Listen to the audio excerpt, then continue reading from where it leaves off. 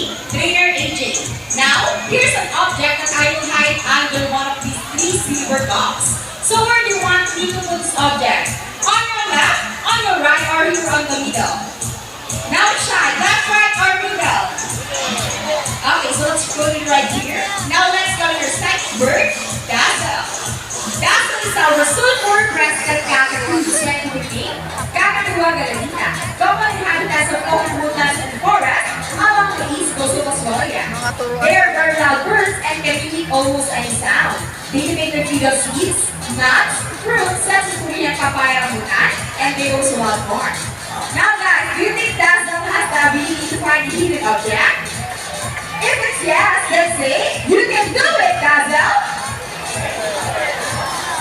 Go, Dazzle, find the hidden object for us.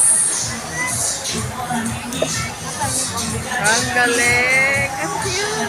And she found it! Now, Mr. Dazzle, we'll bring your mom. Now, for our next featured birds are just like any married couple. Monogamous, meaning they will be partners for life. Pretty romantic, right? But, as any couple will attest in a relationship, there will always be battles. Me and Sassy and Rocky are beautiful bear green couple. And today, they will battle now to see who's the best in a basketball game. But before we start this battle, I'll be dividing you into two groups. All the girls will cheer for Sassy. Can you guys let me hear you say? Sassy! Sassy! Sassy! Sassy! And all the boys will cheer for Rocky. Come on, boys, let me hear you say Rocky! Rocky! All right, birds ready, trainers ready, set, go! Here's Rock on his first ball, followed only by Sassy. Another ball from Rocky. Ay, Another ball also from Sassy. And for last ball, Rocky wins! What can you say about the trainer, Rina? You guys lose this time. Hold it, we won another race. Oh, she wants another race, trainer JB. Are you sure about that? Do you want Sassy to lose again? Well, this time I guarantee you that Sassy will win. So what race do you have in mind? I'm thinking about the ring race. And what is a ring race? The first bird who can drop 3 rings into the bowl that passes is the winner, and that is the ring race.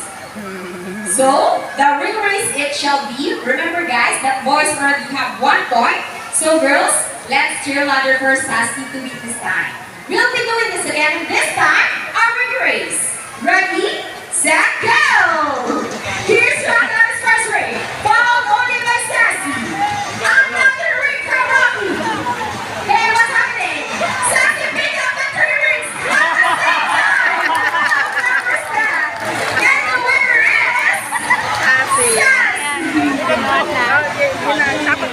What do you say about Trainer JB? 3 rings at the same time. Hey, you guys cheated! Oh, he thinks you cheated. No, we didn't cheat. Sassy used her brain. So it's true that girls are more intelligent than boys? Yay! Around us for Rocket Sassy with Trainer JB and Trainer Vina. Ang galing. Farms are particularly known to be intelligent and perceptive. That's why they continue to enhance their skills and not get bored. So here's Sassy once again, and she will show us how intelligent she is by putting the sheep back to its correct slot. Just like Sassy, Rimahos are from South America. They are known to be the gentle giants of the Parang family.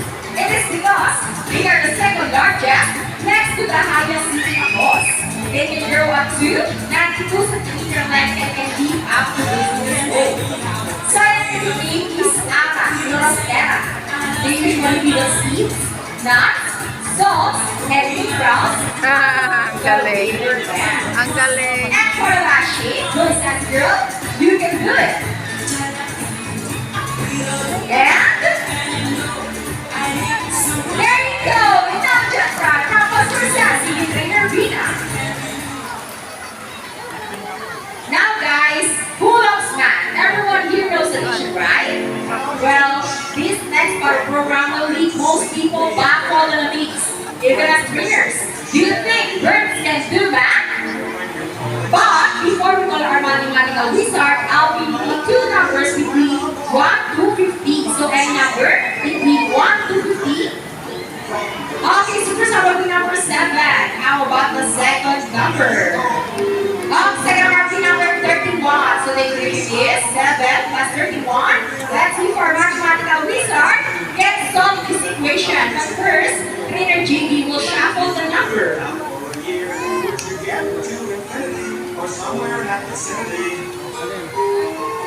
Now let's call it a hybrid called rock. Wow, look at that. What a beautiful entrance. Okay, trainer JB's rock ready. Go Rocky, so patient for us.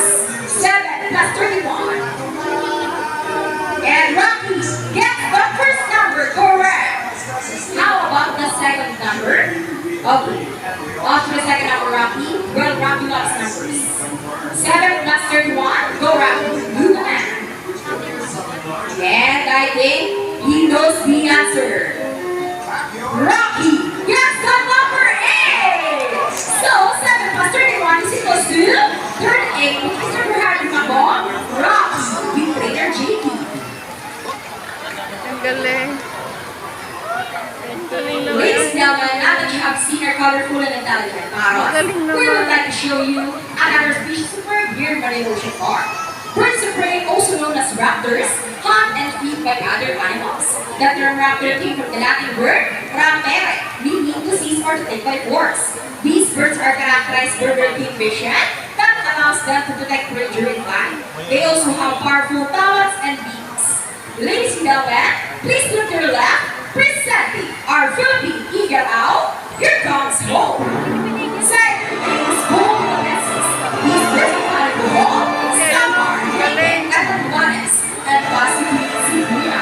And with our public eye, here comes Shadow. Rocky Island is known as a gas Yan, ang galing. Ang galing. 46 species towards the prey around the world. These birds can find in India, Indonesia, Bangladesh, Pakistan, along China, including in the Philippines. Wow. They are locally known as Laos or Bandung in Visayas region. Everyone, meet our amazing chickens! Wow, look at that! And as you can see, we have our homing pigeons. Homing pigeons is an including of the They will get a third with pleasant being. How about us for raptors, our chickens, and our homing pigeons? Ang galing. Here in Manila Ocean Park, we believe there is hope. We will not try to take care for plants in the sea, but also for those who are landed here as well. Now guys, who knows the 3 R's? It's reduce, reuse, and recycle. So once again, here are some of the words to show us the proper ways to disposal. Let's go guys.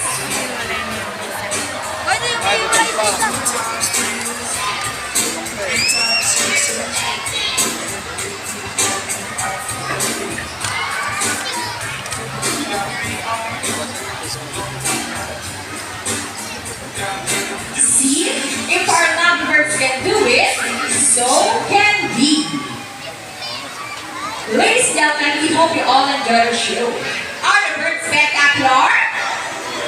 Well, in our own way, no matter how small the effort, let's take action saving them from exploitation or even extinction. Please, let's all do our part in saving the world. Because remember, this is the only home with God.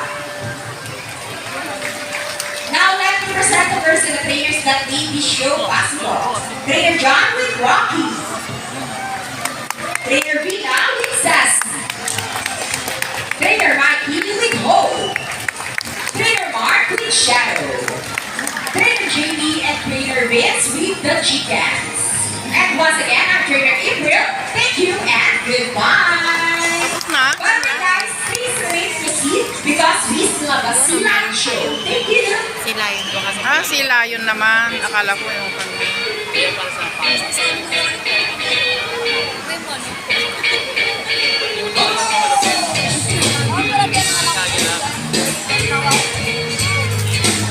Nakakatuwa yung mga manok.